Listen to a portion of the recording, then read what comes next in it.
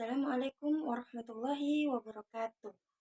Bagaimana kabarnya adik-adikku sekalian pada hari ini? Alhamdulillah, pada kesempatan kali ini, sebelum memulai pembelajaran, ada baiknya kita membaca doa terlebih dahulu. Saya persilahkan untuk ketua kelasnya untuk memimpin membaca doa terlebih dahulu. Baik, sebelum kita melangkah ke materi pembelajaran pada hari ini, saya meminta untuk ketua kelasnya untuk mengecek teman-temannya berapa yang hadir dan berapa yang tidak hadir pada pertemuan kali ini. Baik, terima kasih. Jadi pada hari ini itu yang tidak hadir adalah 2 orang. Oke, pada hari ini kita akan mempelajari tentang harga. Sebelum kita memasuki materi pada hari ini, ada baiknya kita mengetahui uji kompetensi yang akan kita pelajari. Yang pertama itu mendeskripsikan pengertian dari harga, tujuan, fungsi, jenis-jenis, dan konsep terbentuknya harga itu sendiri. Yang kedua, yaitu kita akan melakukan sebuah penelitian tentang terbentuknya harga pasar dalam perekonomian. Baik, untuk poin yang kedua itu sendiri, tugasnya itu dilakukan secara mandiri selepas sekolah. Jadi, untuk hari ini kita hanya mempelajari poin 1 saja, yaitu secara berkelompok. Nah, oke, lanjut. Sebelum kita melangkah terlebih dahulu, ada yang mengetahui apa sih harga itu sendiri? Oke, ada yang tahu? Baik, terima kasih. Jadi, betul yang dikatakan oleh temannya tadi. Harga adalah nilai uang yang harus dibayarkan oleh konsumen kepada penjual atas barang ataupun jasa yang dibelinya. Dengan kata lain, harga adalah suatu barang yang ditentukan oleh penjual itu sendiri. Ada juga yang mengatakan definisi harga itu sendiri adalah sejumlah uang yang dibebankan kepada konsumen untuk mendapatkan manfaat dari suatu produk, barang, ataupun jasa yang dibeli dari penjual ataupun dari produsen. Oke, baik. Setelah saya tadi menjelaskan tentang pengertian harga ataupun definisi dari harga itu sendiri, kita langkah ke pengertian harga menurut para ahli. Nah, di sini terdiri dari 5 pengertian harga. Yang pertama itu menurut Kotler dan Armstrong. Sebelumnya, ada yang bisa membacakannya? Ada? Baik, terima kasih. Oke, yang kedua itu ada menurut Philip Kotler. Ada yang bisa membacakan lagi? Baik, terima kasih. Nah, selanjutnya yang ketiga, ada menurut Joko Untoro. Siapa yang ingin membacakannya? Baik, terima kasih. Oke, yang keempat, siapa lagi yang akan membacakan tentang Samsul Ramli? Baik, terima kasih. Selanjutnya yang kelima, yang terakhir yaitu menurut Immanuel Arifin. Ada yang bisa membacakan? Yang terakhir? Baik, terima kasih. Baik, untuk memperjelas lagi, saya akan membacakan menurut yang pertama tadi Kotler dan Armstrong. Dia mengatakan pengertian harga itu sendiri adalah sejumlah uang yang dibebaskan terhadap suatu produk, barang, ataupun jasa, atau jumlah nilai yang harus dibayarkan konsumen demi mendapatkan manfaat dari produk tersebut. Yang kedua itu Philip Kotler, di mana dia mengatakan bahwa pengertian harga itu sendiri adalah sejumlah uang yang dibebankan ke suatu produk atau layanan jasa, yang dimana artinya harga adalah jumlah nilai yang harus kita bayarkan konsumen demi memiliki atau mendapatkan keuntungan dari suatu produk ataupun barang dan jasa. Oke, yang ketiga itu menurut Joko Untoro. Dia mendefinisikan harga itu sendiri adalah sebuah kemampuan yang memiliki suatu barang ataupun jasa yang dinyatakan dalam bentuk uang.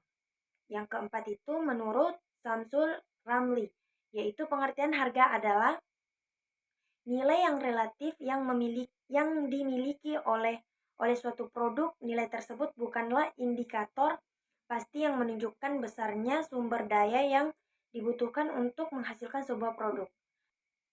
Oke, yang terakhir menurut Imamul Arifin, dia mendefinisikan harga yaitu sebuah kompensasi yang harus dibayar oleh konsumen demi memperoleh suatu barang ataupun jasa.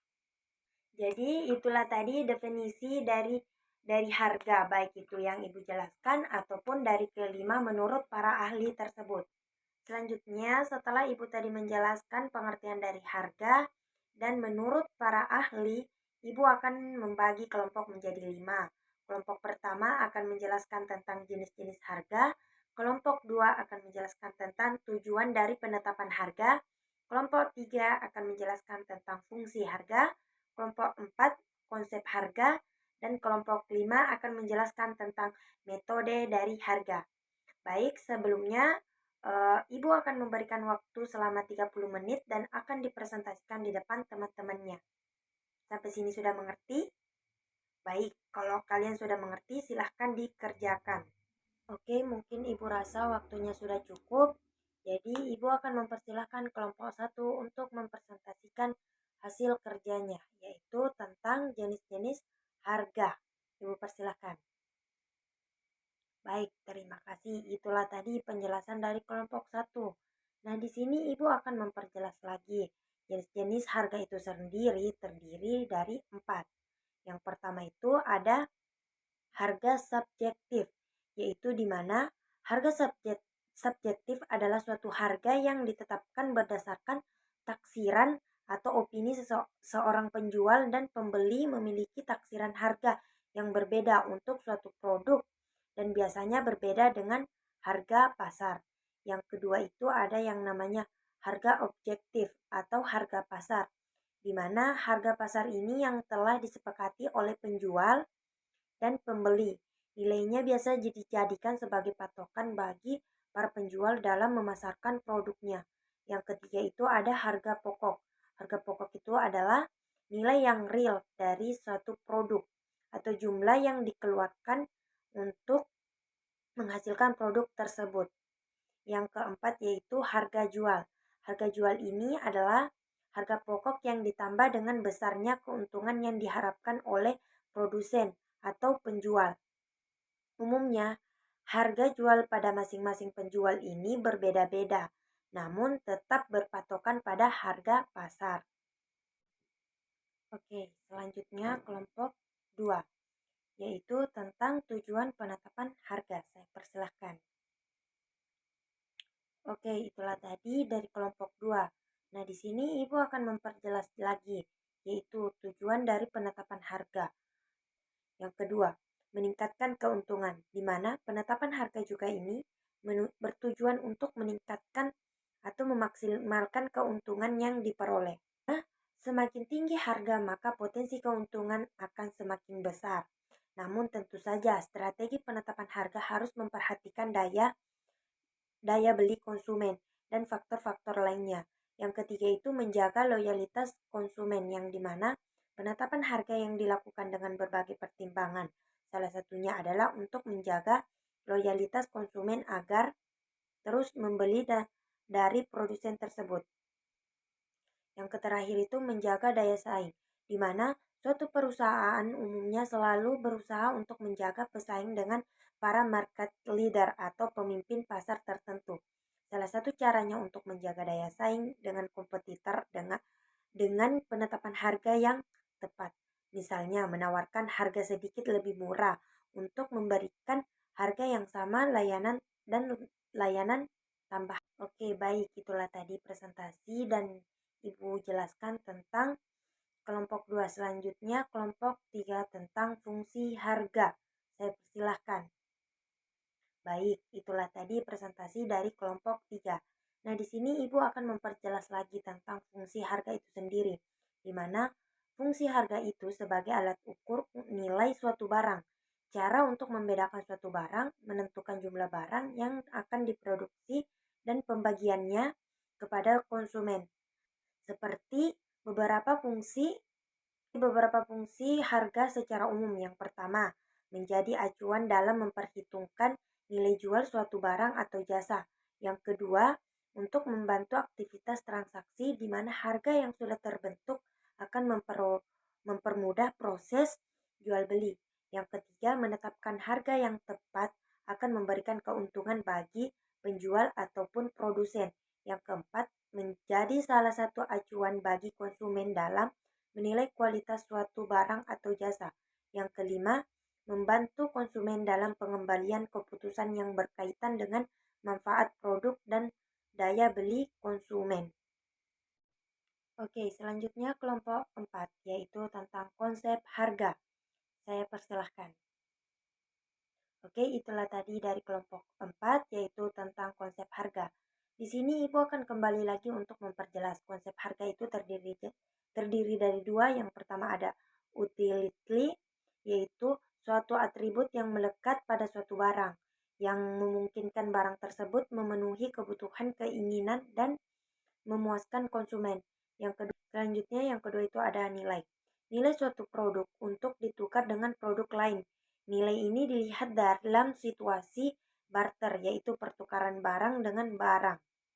Saat ini kegiatan perekonomian sudah tidak melakukan barter lagi, melainkan menggunakan uang sebagai ukuran yang disebut dengan harga. Nah, itulah tadi presentasi dari kelompok 4. Selanjutnya itu kelompok 5, yaitu kelompok terakhir yang menjelaskan tentang metode penetapan harga. Ibu persilahkan.